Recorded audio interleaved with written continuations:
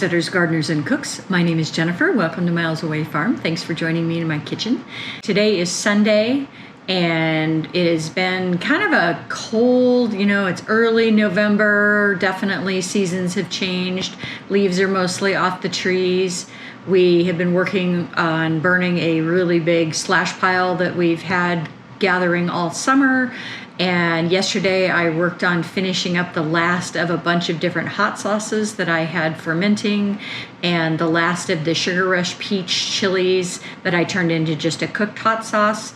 So yesterday was kind of all things hot sauce. We did a pretty good job with hot sauces this year. A lot of fun new varieties to try. And we are fully in soup season for sure. And so today I'm going to make a corn chowder. And this corn chowder is a variation of one that I have been making for probably over 30 years. I was once in a college nutrition class way back when I was about 20. And the lab for that class was actually cooking, which was really inventive and very progressive for its time. And we did cooking from all over the world, all different kinds of cuisines, and had a lot of different people share kind of the things from their childhood and their homeland. And one of the recipes that came out of that was a clam chowder. And it took me several years to finally come to the realization that basically all chowders have the same base. And then what you put in there is kind of up to you. And so a corn chowder is not that different from a clam chowder. You simply don't make it with clams, you make it with corn.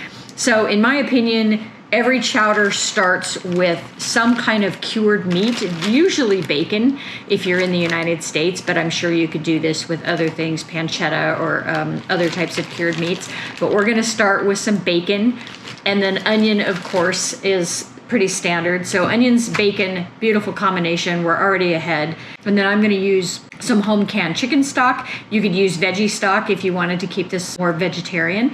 And then this is a pound of corn from when I grew sweet corn in 2021. I have some in my freezer from several years, and so I'm trying to work from the farthest old back. And so this is perfectly fine and gonna be delicious. And then the other thing that all chowders have is generally potatoes. And so I'm gonna use some homegrown potatoes in this. This is actually one of the potatoes from some volunteer potatoes that I got this year, which were surprisingly big in a spot where I had had potatoes in a previous year and missed one. So yay for that. And then in other things that you can put in there is totally up to you and what kind of mood you're in.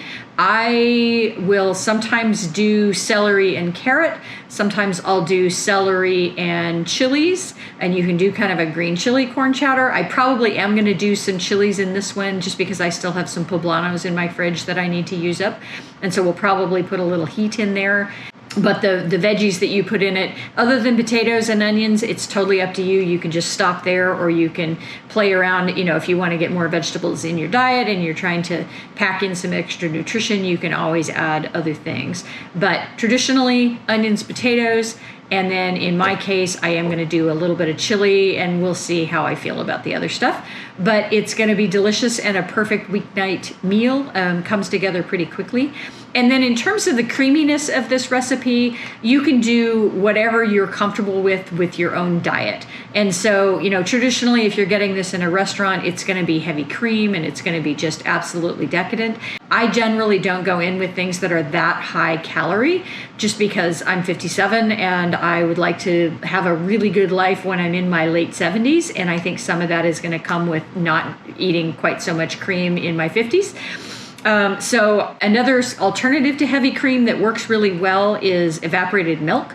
And so you can use a can of evaporated milk in place of cream. You can use half and half if you want to just cut down some of the calories but have it still be pretty decadent. You can use whole milk, you can use skim milk, you can use anything in between. So it's going to obviously be stepped down in terms of creaminess as you go with lighter and lighter dairy options. You could also obviously use milk alternative. I've never done it, but I'm sure you could do a chowder with oat milk or almond milk, and it would probably be quite delicious. If you still want that creamy texture, but you're going to back way off on the fatty content of the dairy or whatever else you're putting in there, you might want to do a little bit of a thickener. So a little bit of cornstarch or arrowroot starch or tapioca starch, just to give it that kind of unctuous feel that it would typically have without quite so much fat. But yeah, let's play around with corn chowder. Let's get started. So this is some home cured bacon, and I'm only making enough soup here for 2 people. It's probably about 4 servings. So I'm not doing a ton here, probably the equivalent of about 2 slices of bacon. Do whatever you feel comfortable with. We're going to use the fat from this bacon to saute the vegetables. And because I want it to stay in the soup and be little bites, I'm cutting it into a dice. You could also cook it, fish it out, and then chop it once it was crispy, whatever you want to do. So into a low heat pan here, and I've got this on really low heat because I'm actually chopping the vegetables while I'm making the rest of this. And so stirring occasionally, but we're just sauteing our bacon until it's pretty much rendered out. And then in go a nice sized onion, and then I'm throwing in some poblano peppers here, totally optional. And I often have frozen poblanos, and so frozen would work really well here too. And then deglazing the pan a little bit with some of the moisture that's coming off of those onions. Scrubbing up some potatoes, and I just did 1 potato in this recipe because this is a huge potato. It's probably at least a pound. And then I normally leave the skin on my potatoes because there's a lot of nutrition in there, and I don't mind the texture of them. But this one had a little bit of scabbing, and so I'm just kind of cleaning off the bits that I don't want to eat and leaving the rest of that skin on after a good scrub. This is not the safest way to cut up a potato into planks, but I'm doing what I'm doing here. And then we're just going to dice this into about 1/4 to 1/2 inch pieces. So basically what you would want to find on your finished spoon. And I think this potato is a Kennebec.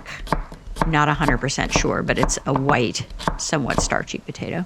There's lots of stuff out there in the world about using different potatoes for different uses, and I mostly just use what I happen to have on hand.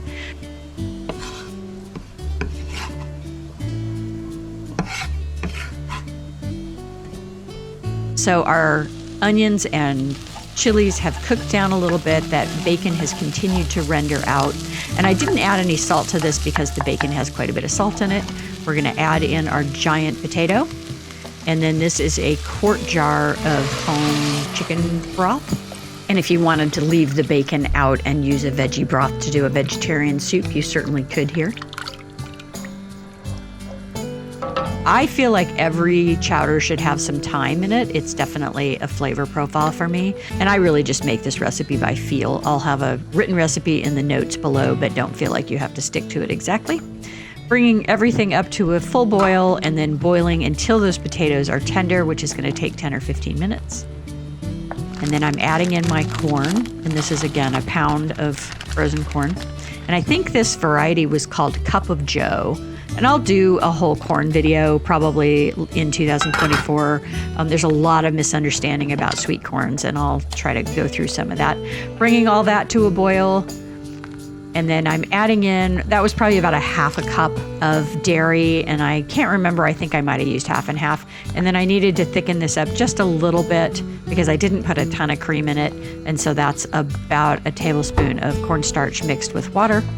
And then once that comes to a full boil, again, that cornstarch is going to thicken this up just a little bit, and we're ready to serve. So this whole thing takes, less than 1/2 an hour of cooking time. Part of what I love about this recipe is it's such a pantry staple weeknight meal.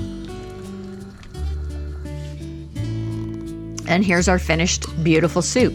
And you could serve this with crusty bread, you could serve this with crackers, whatever you like, but it's really delicious and a great weeknight meal. Give it a try, tribe. Thanks for watching. If you like this kind of content, give me a thumbs up, subscribe, leave me a comment, and share. I have new content coming out every week.